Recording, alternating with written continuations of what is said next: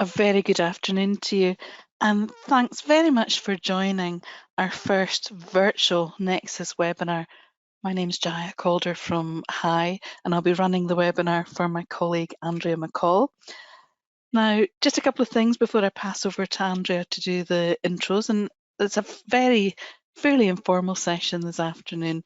But if you've come in and this is the first time that you have used this GoToWebinar, there are a couple of ways that we can get you involved, and that's the whole, it's not a presentation, it is actually a collaboration and getting you involved. So you'll see a question box, pop your question in at any point throughout the webinar and we'll pick them up at the end. You'll also see an icon that looks like a raised hand, and if you click on that when we come to question time or when we have that conversation time, that'll let me know that we can take you off mute. And the final thing I need to inform you is we're recording this webinar just so we can share some of the messages and conversation across the wider network. So I'd just like to pass over to Andrea.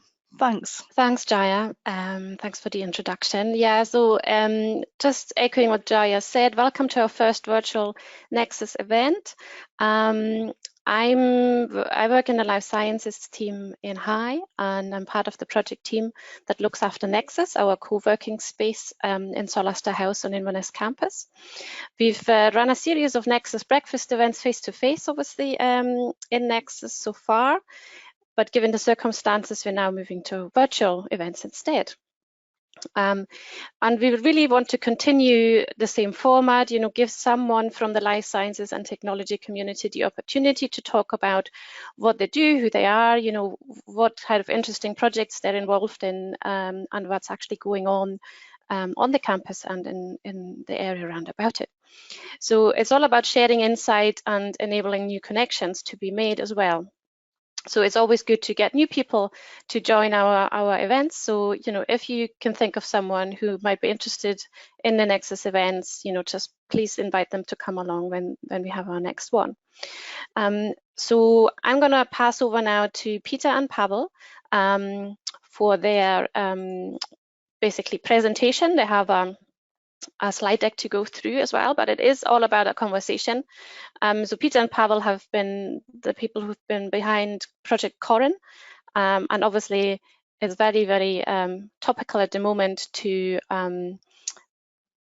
talk about, PPE, obviously, and the support that can be provided.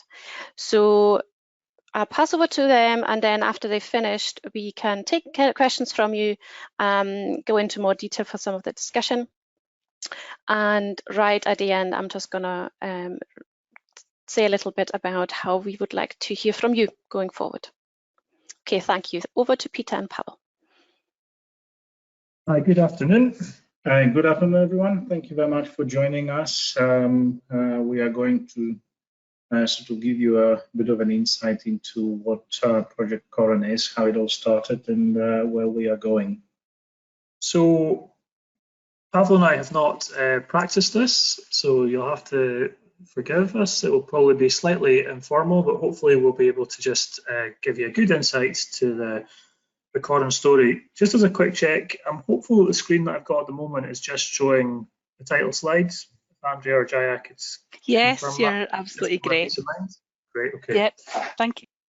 So on the 20th of March, we put an offer across to the local hospital to Rigmore to see if there's anything that we could do to meet any of the needs which might be arising due to the coronavirus pandemic, which was obviously becoming a very critical situation. And we offered a suite of different areas where we thought that our innovation, rapid manufacturing, prototyping, 3D printing services might be useful around components for ventilators, or to repair or modify equipment, and also on the area of PPE. And once they'd had a look over that and circulated that internally, the intensive care clinical lead saw our offering to look at PPE and said that specifically on the area of face shields, due to the unprecedented demand and the sort of chokehold that was on supply chain just due to lockdown internationally, there was a need for face shields, and could we look at that? So We then had a meeting with someone from intensive care and looked at some of the examples of the equipment which they used at the moment and what was being done internationally around people were 3D printing masks. And so comparing the items on the market and the 3D printed responses that were coming out from innovators all around the world, we sat down and went through a list of considerations, including the protection level, comfort, fitting a range of head sizes and shapes, whether these would be single-use items or reusable ones, to what extent could we take inspiration or design pointers from existing designs, what level of CE marking and regulation would we need to follow, how could we source non-hazardous materials that would be available, bearing in mind that at this point the supply chain was going into lockdown. How could we find something that was time effective and cost effective to make, and how could we tie that into reference designs?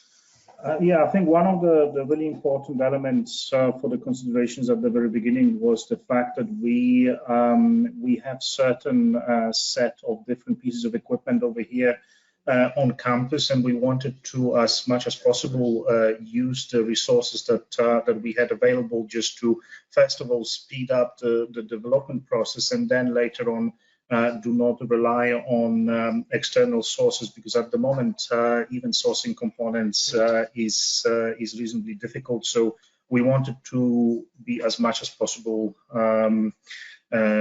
responsible for the entire development process and govern that process. So that was one of the key elements we wanted to address at the beginning.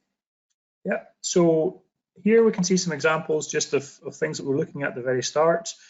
In your top left, there's a classic, very popular 3D printed design, which had been circulating from the early days of the pandemic. In the middle at the top there is a reference CE marked face shield that the hospital was able to give us. And then on the bottom right, there's a couple of photos of our colleague Joe modeling another one of the 3D printed designs. We quickly realized that for the volumes that the ICU were looking at, and they were at that stage talking about production requirements of in the hundreds, that 3D printing just wouldn't get us there. Even at very efficient settings, at a 3D printed face shield holder like this would take maybe 1 hour per unit. We've got access to 4 printers here, so we'd be at 4 printers, 4 units per hour. Say you ran it 10, 12 hours, you'd be at 40 or 50 units a day. So quite a slow production process. So although 3D printing was very popular, we decided it wasn't the way for us. So we came up with this, this design, which we called the Corran Mark I. The key principles that we were aiming for was really simplicity, so that we could make it with readily available materials from high street suppliers and from local stocks here in the Highlands, not having to get stuff brought in or shipped in.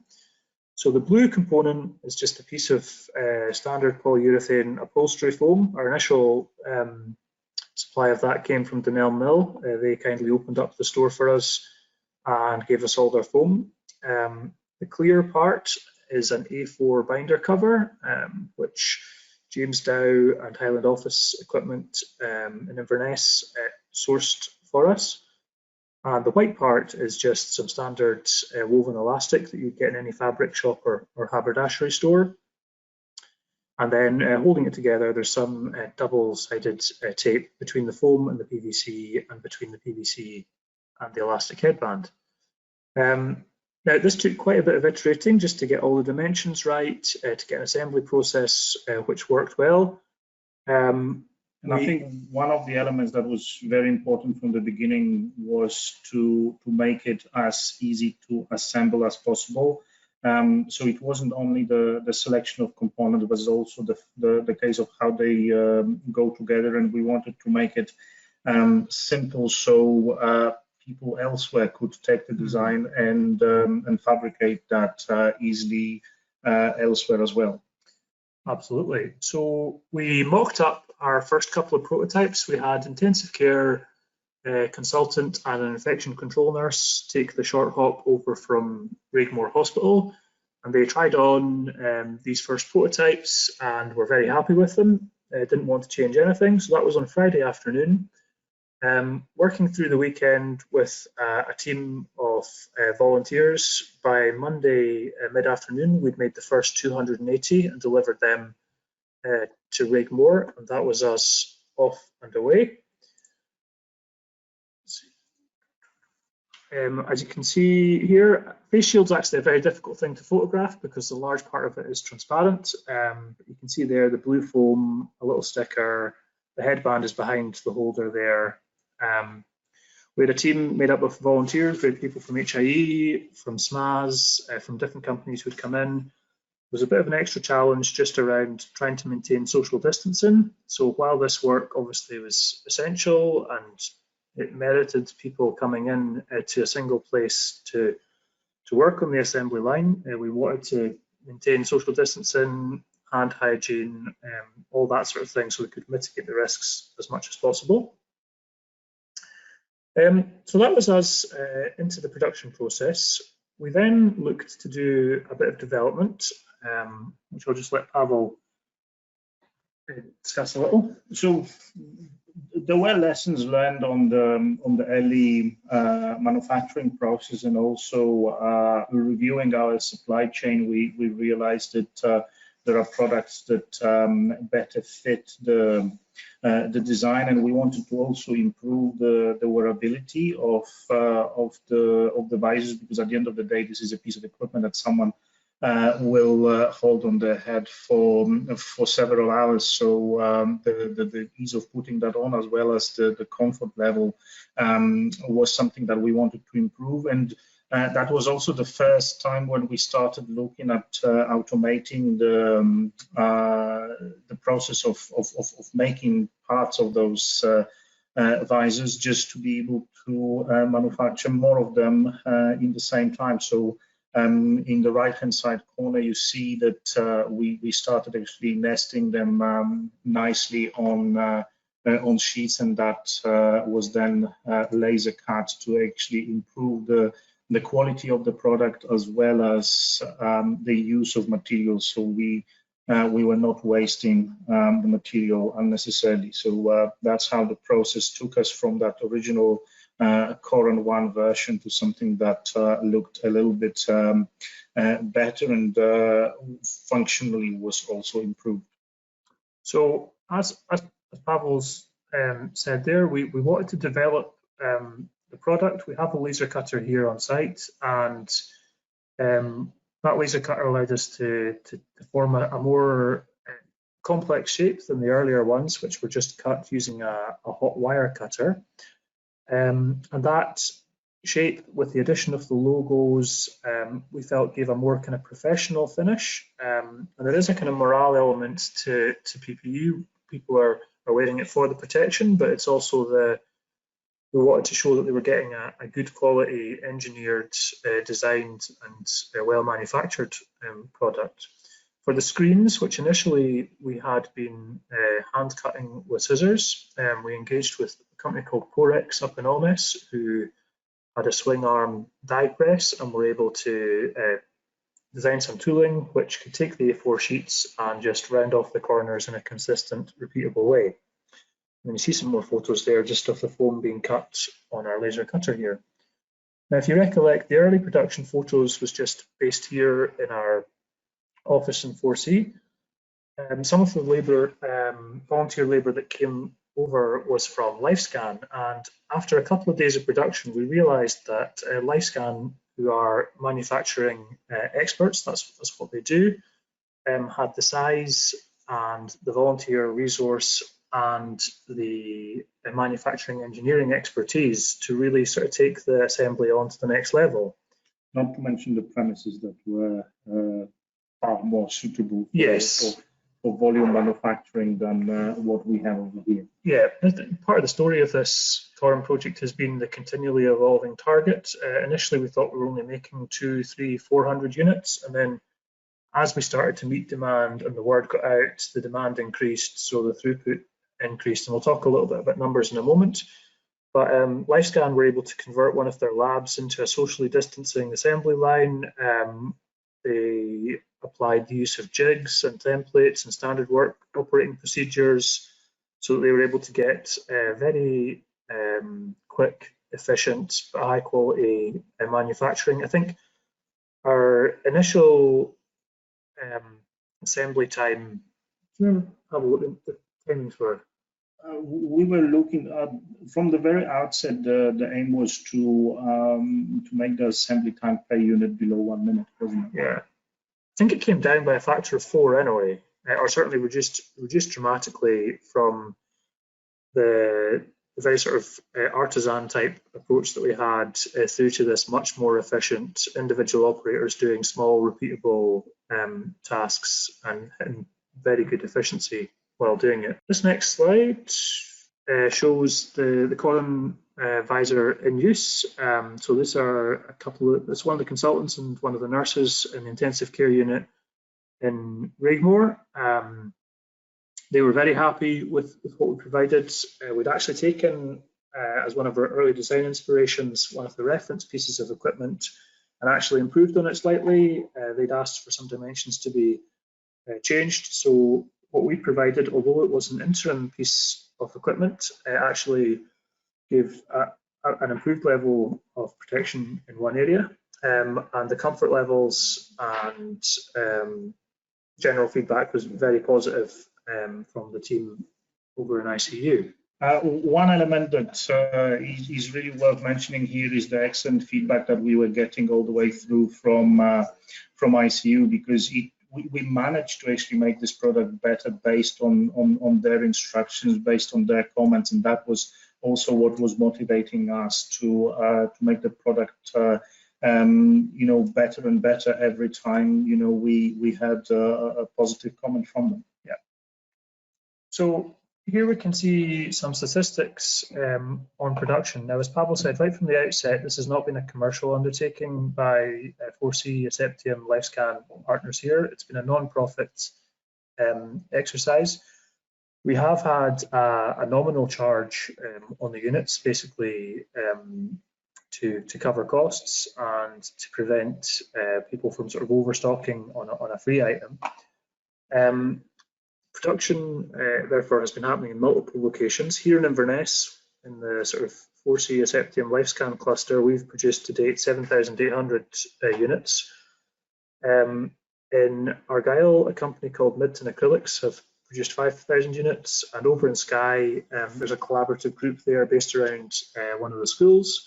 I think at the moment, from an article in West Highland Free Press earlier this week, they produced 2,000. These are the larger ones that we're aware of. We've made it open source with instructions for assembly that can be done by anyone. It can be made in the kind of 10s, 20s quite easily. It doesn't need the lasering and the die press punching. The design is flexible so that if there's people who have the equipment, they can automate elements of it, but it can just be made with a pair of scissors and available materials. So in addition to these manufactured statistics here, there's probably quite a few others that have been made in 1s, 2s, or other numbers. And we're aware that internationally it's been adopted and production's happening in countries all over the world. We've done a collaborative exercise with the Royal Academy of Engineering, who have been interested in taking this device and using the technology and the guidance to roll that out to entrepreneurs throughout Africa, and that's something we've been very happy to support, and we're looking forward to getting good feedback on that.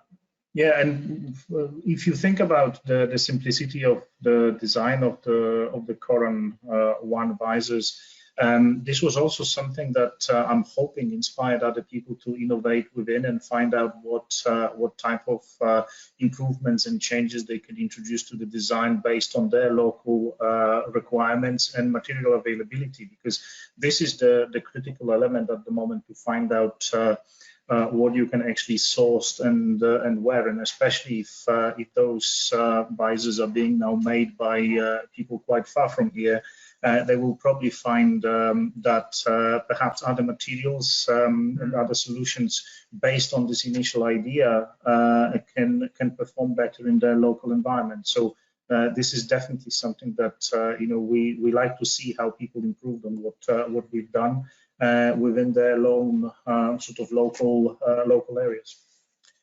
And picking up on that theme, and this is our concluding slide, on that theme of improvement, we ourselves, while seeing the Corran Mark 1 really meeting a local need here and filling an interim gap, we've been kind of quite immersed in the world of face shields, and in further discussions with ICU and anticipating the shift in demand, perhaps to increased requirements in the social care sector, we've developed a Mark II design, which doesn't have the same level of assembly, which relied on a large volunteer army from LifeScan. It's a three-part design which effectively can be supplied as a kit and put together by the end user. We believe two elements of it can be cleaned and reused: the sort of visor frame, the white part, and the headband, which is the red part. It's a lighter weight and more, it's not as warm to wear as the foam-based one. And on top of that, it offers full adjustability of the length. So I think it's from the perspective of the ease of use, the ease of putting on and off, it's an improvement from a previous design. And we also had this appraised by the ICU unit here at Raigmore, and again, we've heard that this is definitely an improvement. So actually, that is another element that fuels up further development. So this is something that we really want to take on and see how much we can improve the manufacturability of this design, and I think we are hoping that we can at least triple or quadruple the quantities we can now manufacture in the same time. Yeah. So this design and this sort of initiative moves into more commercial territory for us. So while the first project was a non-profit exercise just to step up and do what we could to meet the very immediate requirements, this is now something that we're looking at as a kind of commercial opportunity. We've just sent off this morning 25 samples to get CE marked, or to go through the testing to allow CE marking, and if we get through that accreditation, then the market sort of really opens up for us, and we believe there's a good level of demand up here for a product which we think is very engineered, very considered, has a degree of sustainability which some of the others don't, and we think there's a positive future for the Corran Mark II. That's probably enough from us, although very happy to take questions. Okay, that was absolutely great. I'd just like to come to Graham Dees and take him off mute, because I believe that he's from Team Sky Shield. So I'm going to take Graham off just to say hello. Just take Graham off mute.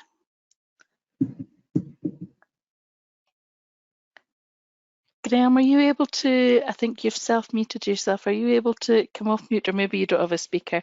I'll actually come back to Graham, but he has just said hi from Team Sky Shield, enjoying the presentation. Now, we've had a question in from Claire.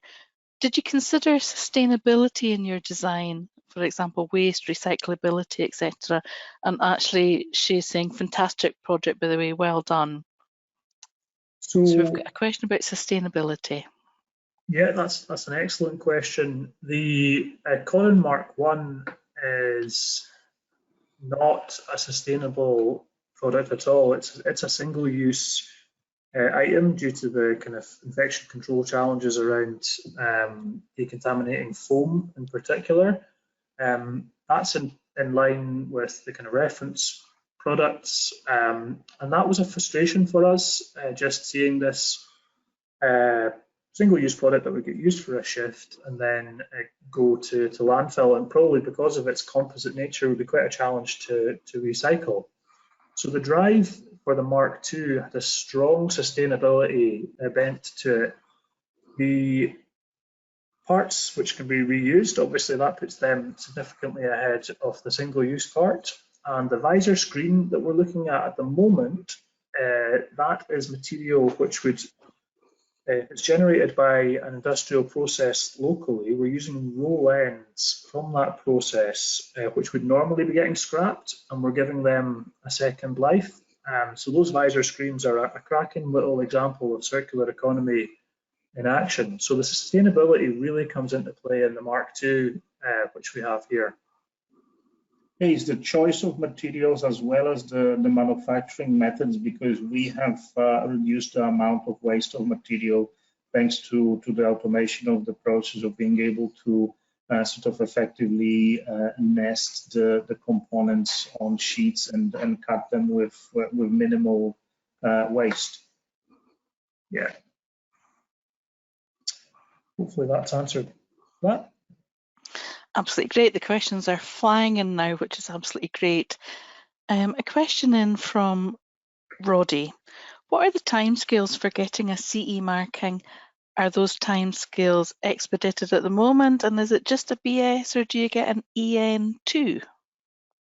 So good question. This is something that we've been writing. I'm going to actually call on my colleague Andy, who is he's the internal lead on CE marking, and he's going to give us a brief statement on that. Yeah, I'm just literally walking over from filling out some of the certification documentation just now. So the notified bodies, the way you go about getting the CE mark in this case is to go through a notified body like the BSI, British Standards Institute, UL, SATRA, one of these companies that will inspect the items and test them. They're going to agree whether they are in conformity with the regulations that they need to be.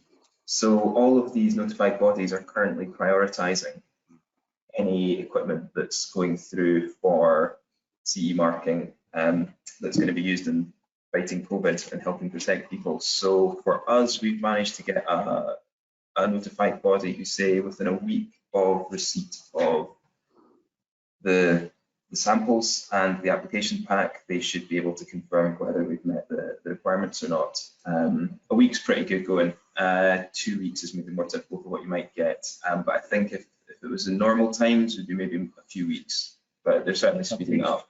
Yeah. Is there dedication that once you actually have a process underway? Yes. For some items, if you're pretty confident that you're going to be meeting the requirements, then you can actually, as soon as you've submitted your application to the notified body, you can start putting the product onto the market. So pretty much when we send off the application and pay the money, we can start supplying these Mark II as CE marked items. Perfect. Thank you very much. And thanks to Alistair Keane, who's put in a comment, well done, great effort. Now, I would like to come to Helen Irwood, who submitted a couple of questions, but it might actually be nice if Helen has a mic if I try and take her off mute. And hi, good afternoon, Helen.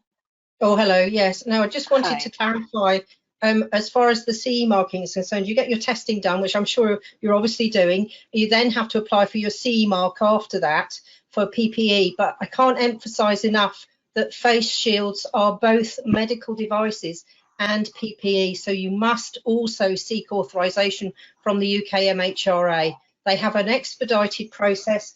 We've put some through in the last 3 weeks. And they will turn these things around within 48 hours, but you must get that authorization from MHRA to allow you to manufacture and distribute within the NHS. Okay, that's really critical. The second question was whether or not you had offered the design to the WHO. Okay, we'll take the second question first. We don't have a contact with the WHO, but I mean, the Mark I design is open source, so it's freely available to anyone, and private individuals, companies, schools, NGOs, anyone can freely access the Mark I design. On the matter of medical devices, that's actually, it's a fairly contentious point. We've sought clarification from the government on that. Our notified body, SATRA, who are experts in qualification of PPE, have directly told us that it is not a medical device. A face shield is a device for the protection of the wearer, not for the protection of patients, and therefore it's not a medical device. It's a piece of PPE and covered by the PPE regulations. We have, as I said, sought clarification from the government, and I imagine that will probably come via MHRA, but that advice from SATRA stacks up very clearly with our own reading of the situation, which is that face shields fall under PPE regulation and not medical devices. Okay, well, if I can tell you that we deal with medical devices and have done so for the last 20 years, the MHRA are very clear that face shields are Class 1 medical devices, and you will need a derogation from the UK medical device regulations, and they're doing their utmost to help with that. But you may find that you're impeded in your commercial operations if MHRA then has a dispute. And don't forget that the MHRA takes precedence over the notified bodies. So I would strongly advise you to look at the MHRA website and to ask the question to devices.compliance@mhra.gov.uk.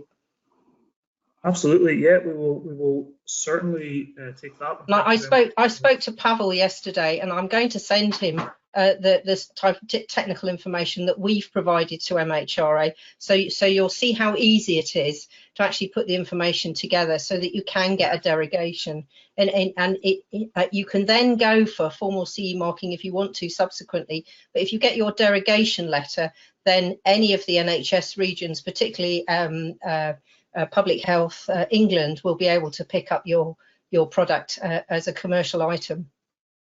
No, that's excellent. That'd be really helpful, and we look forward to receiving that. Helen, thanks very much for your contribution. That was much appreciated. Now we're going to come to another question from Rachel. Could you identify any experience and learnings from previous projects / products that you applied directly in this innovation?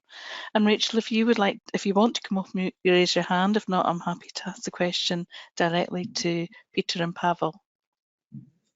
In terms of development of products, because both our companies, both Aseptium and 4C Engineering, really specialize in development of new products, new solutions. So pretty much this is always an iterative process where you bring expertise, experience from your previous projects, and you come up with ways of improving the design. So in our case, we both worked with laser cutting, CNC machining before on different types of projects, and we actually took the lessons from what we've done before to improve the design. And even though that, especially the Corran Mark II version seems like a simple design, there's actually quite a lot of interesting engineering to make it, first of all, perform to the requirements, not only those stated by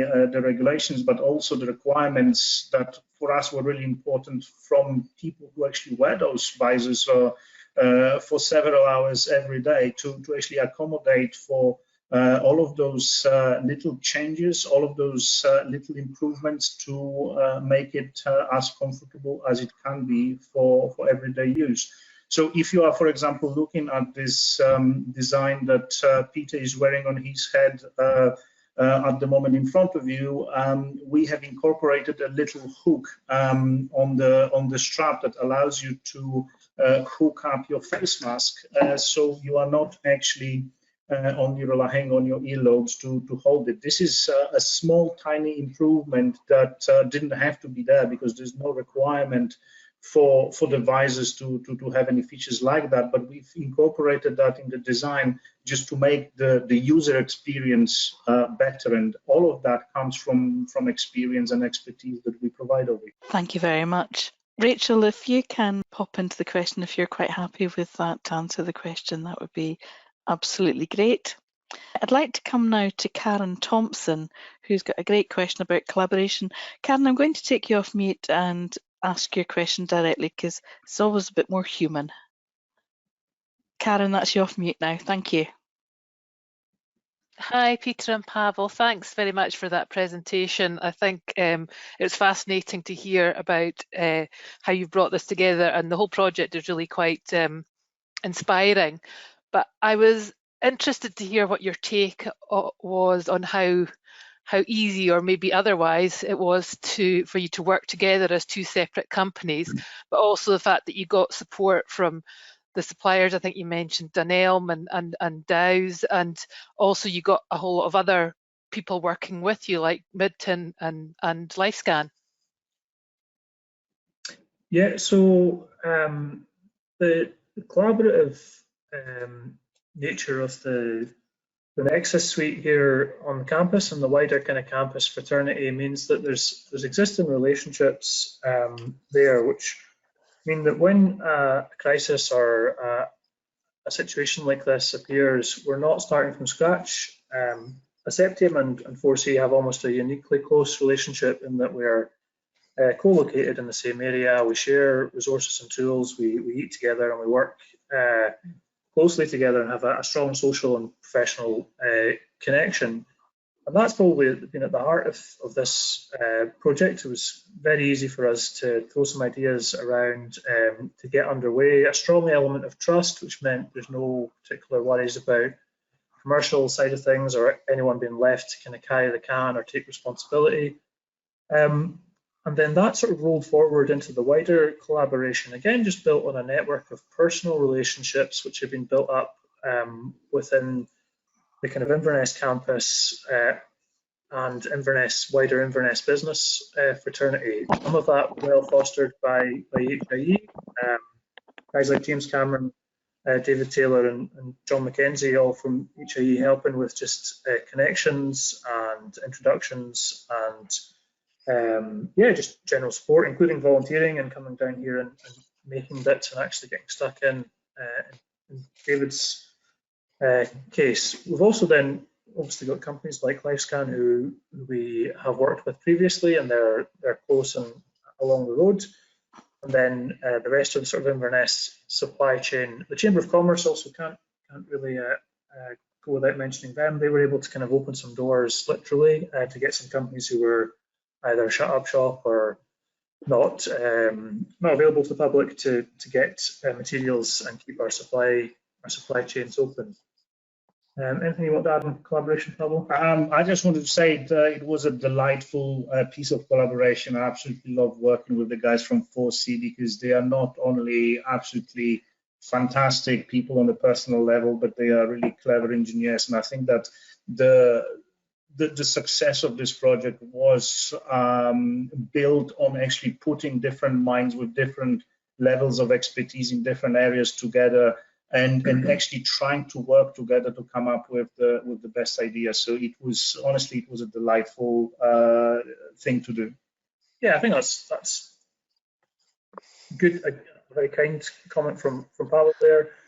I think the weekend, that very first weekend, was a good kind of microcosm of Aseptium's kind of medical devices expertise, the rapid manufacturing stuff from 4C, volunteers from SMAS and HIE coming in to actually make things, LifeScan then getting involved, and as Pavlos kind of already indicated, each different person or different company bringing their own little strengths in to make a team that's much stronger than the sum of its parts.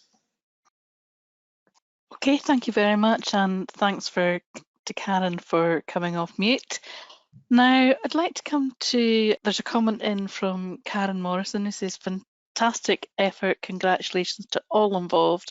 And also Rachel Jones has come back to say, yep, you answered her question really well, and thank you for that. Now, here's another question that's a roundabout. It's from Alexander. Is there a sweatband component built into a Corran Mark II? No, there's not. This is something we did actually think about. The product itself is quite light, and the polypropylene band there is probably about 24 millimeters wide. It doesn't sit tightly on the head. I mean, it's secure, but it's not tight. we've had folks wearing them for full shifts in ICU, and they've given it positive feedback compared to the previous face shields they used, including the Corran Mark 1. We do believe that there's the potential on the forehead area just to put, if you wanted, a wrap of kitchen towel, for example. There's the space there, and you could cut a piece of a kitchen towel or paper towel and just wrap that over a couple of times if that was needed, and then that part could obviously be thrown away at the end of a shift. The material underneath, obviously, it's plastic, which can be washed after use. Okay, thanks. Now moving on to a slightly different element, and thanks to Tatiana for submitting this. It's around about what or whether you think your product will be in demand after the pandemic. So the Corran 2 product, we're not PPE manufacturers. This is the first time we've done this, so we still see that even the Mark II product as being something which will meet an interim need, potentially, hopefully, in the fairly short term, maybe 6 to 9 to 12 months. After that, as worldwide supply chains gear up, we wouldn't be able to compete, we don't believe, with someone manufacturing these in the millions of units per month or that sort of level. So it's unlikely that this will be a very long-term product, and we hope that the need for it is relatively short-term. So we would see this as being only for the next year. That's great. You've captured everyone's imagination here. We've got another question. And if you could talk just a little bit about the challenges and whether any particular challenge with what you've achieved. Yeah, I think the challenges have probably been around supply chain and material availability. Continually having the demand going up and up meant that we were started off by sort of cleaning out smaller stores, and then as we were looking to take orders, or sorry, to deliver orders of say 1,000 or 2,000 units at a time, we were then, ordering hundreds of meters of elastic, and at that sort of order quantity, you're at the very top end of what a wholesaler would have in stock, but you're not at the level where it's of interest to the manufacturers to deal directly with you. So you're in that kind of sort of strange position. So a lot of phoning around and getting some materials from some place and some from the next. So that's been a challenge. It was an emotional burden for a while, where we would be getting calls from people who were desperately looking for various elements of PPE, just because they'd seen in the media that we were working on this, and there was a kind of bit of extra pressure which came through that, which wasn't something which we'd expected. And I think in pretty much all cases we were able to either help folks out or point them to someone who could. That was a kind of challenging element which we probably hadn't expected. And then just the general development of the second device there. I mean, it looks fairly simple. It's probably gone through 40 or 50 prototypes to get to that, every little thing changing, and again, just considerations on material availability, which we wouldn't normally face just with the supply chain lockdown, have made that a bit more difficult than it would be. So yeah, we haven't had to look for challenges. There's been plenty of them. Thank you. Now, this is my favourite question because it's actually really, really a pertinent question. Can you put a Mark II through a dishwasher, but just wondering about reusing in home care and non-hospital context? And thanks to Roddy Cormack for that question. Yeah, thank you, Roddy, for that. Yes, so the fundamental answer is that yes, the red and the white parts, which you can see there, have been designed with cleaning and reuse in mind. And one of the things we were thinking was just a conventional dishwasher. The screen material, it's quite a lightweight screen. We don't know how that would stand up to being cleaned, but the design principle is that you would be able to replace the screens, but keep the headband and the visor frame, and they should last a good bit longer than than a single-use item would, and can be cleaned. We've designed it with sort of no nooks and crannies to trap dirt, and it should be cleanable with hot soapy water or through a dishwasher. Thanks for that answer. Thanks to Carol, who has just put a comment in to say, it's not a question, just a comment to say what a great job. Fantastic to see what can be achieved with collaboration, and she'd like to pass on a well done to all involved. Now, here's another congratulations on your rapid redesign, and this is from Priscilla. Your rapid redesign, innovation and manufacture is truly inspirational. May I ask, how have you controlled or ensured consistent quality in your production? Yeah, that's an excellent question. LifeScan kind of took the lead on the manufacturing side of things, so they'd written up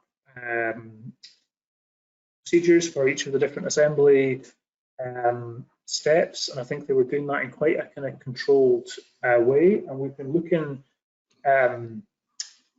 paying even more attention now to the quality as we go forward into the Mark II, because we're, as part of the CE marking process, we need to explain how they will be manufactured and how quality will be controlled as we go through there. The quality marking, or sorry, the quality management on the Mark I's was kind of an evolving picture, because it started off with just 2 or 3 of us just making them here, and then as we added more people in, we need to make sure that everyone was doing it the same way and we had repeatability in the manufacturing process. And there's extra challenges that come as due to the supply chain constraints, you're using slightly different materials from slightly different sources. So managing the quality has been a challenge, but we believe that going into the Mark II should be a bit easier, because there's less of the kind of manual assembly. Well, there's none of the manual assembly element, which is probably the biggest area where there's variability. Thank you. Now, before I pass on to Andrea, because I know Andrea has a couple of final messages, would anyone like to come off mute and just say something directly to Andrea, Peter, Pavel, or any of the team that are on? And if you do... Pavel's just popped away. He's given his apologies, so that's why I've been dominant for the last 5 minutes. Sorry. Well, you've done a pretty good job. So if anybody would like to come off mute just to put any final question directly, then you'll see the icon that looks like a raised hand. Please do that now. I'd like to come to Ian King. Can you hear me? Hi. Yes, we can, Ian. Hi, welcome. That's good. Thank you very much. Thank you for the opportunity. I'm not going to say anything other than thank you very much. Thoroughly enjoyed. And one of the things, I'm at Inverness College UHI, and I'm aware that our printer's being used. And I've also been aware of the volume of need, and so heartening to see that the volume of need is being met. Far greater than we could do with a few, albeit important, but a few 3D printers going. So thank you very much. That's great. Thanks for getting involved. Now, I'll just check and see if this is a new one with Helen. Helen, did you want to come back off mute again? Yeah, no, I was just saying how delighted I was to hear the level of cooperation between the different functions involved. I think that's, it's heartwarming. Absolutely great, and thanks for your contribution. That's really great. Now I'm going to come up to Alexander. If I can take him off, if he's not already muted. No, he's already muted. I don't think I can actually unmute him. Let's see if there's anyone else that would like to come in. No, I think that's it. Andrea, what I'm going to do now is I'm going to change back to you for the final slides and for you to share your screen again and do your final comments. Thanks. Thanks, Jaya.